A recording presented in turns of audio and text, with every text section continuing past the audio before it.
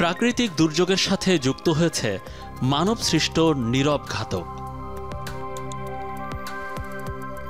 এই বাঁধগুলো দেয়া হয়েছে ঘূর্ণিঝড়ের সময় যেন নোনা পানি ফসলি জমিতে প্রবেশ না করে, কিন্তু এখানে দেখা যাচ্ছে স্থানীয় লোকজন জ্বরের সময় লবণ পানি প্রবেশ করাচ্ছেন। আপনি এখানে কি কাজে আছেন? আমি হচ্ছে কি সুইচকে তোলে বলি আর তুলতে হয় বলি, এখানে থাকতে হয় সবসময়।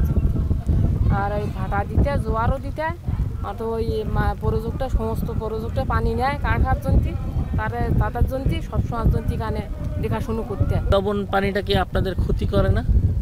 ক্ষতি অনেক সময় ভেঙে না গেলে ক্ষতি হয় না, কিন্তু ওই যে ভেঙে যদি ভিতরে ঢোকে তাই ক্ষতি হয়। যারা কাঁকড়া এবং চিংড়ি চাষ করেন তারা তাদের সুবিধার জন্য এই স্লুইস গেট তুলে জোয়ারের সময় পানিগুলোকে তাদের হ্যাচারি পর্যন্ত নিয়ে যায়। ফলাফল এই বৃষ্টির মিষ্টি পানির সময়ও আমরা দেখতে পাচ্ছি লবণাক্ততা পানির পরিমাণটি বেড়ে যাচ্ছে। বেড়িবাঁধগুলো তৈরি করে বাংলাদেশ পানি উন্নয়ন বোর্ড। তাদের কাছে আমাদের জানতে চাওয়া, বাঁধে এই ধরনের স্লুইস গেট কিভাবে তৈরি হলো।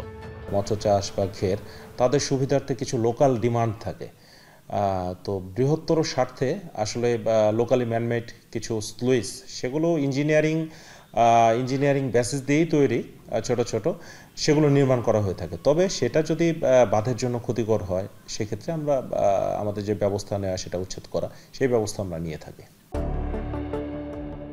চিংড়ি ঘেরের কারণে কৃষি জমি হারিয়ে গেছে অনেক বছর আগেই। শাকসবজিও হয় না তেমন একটা। ঘেরে লবণাক্ত পানি আনতে হয় গভীর সমুদ্র থেকে। বড় বড় কার্গোতে করে আনা হয় লবণ পানি।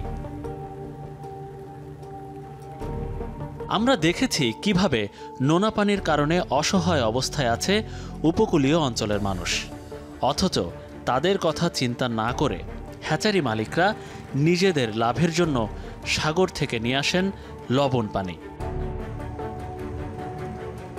সুন্দরবন এলাকার নির্দিষ্ট কিছু খাল বা রুটে জেলে বা অন্য মানুষের যাতায়াত নিষিদ্ধ থাকলেও কার্গো চলছে অবাধে।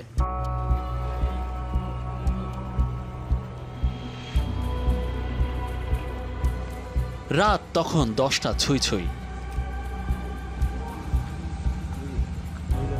মুন্সিগঞ্জ বাস স্ট্যান্ডে এই ট্রাকগুলো দাঁড়িয়ে আছে বড় বড় ট্যাঙ্কি নিয়ে। এইখান থেকে এটা কি লবণ পানি? এটা কই নিয়ে যাচ্ছেন? কোথায়? কুলে। এটা লবণ পানি লাগে মাছ ফুটাতে। কি লাগে? মাছ ফুটাইতে লাগে। মাছ ফুটাইতে। তো যেখানে নিয়ে যাচ্ছেন এটা এখান থেকে কত দূর? এখান থেকে 40 কিলো। এখান থেকে নিলেন কি হবে? এই যে পাইপ দিয়ে? হ্যাঁ, এই যে মেশিন স্টার্ট দিয়েছে, পাইপ দিয়ে নিয়েছি। পাইপ তো এখানে কোন জায়গায়? এখানে ওই যে জাহাজ আছে।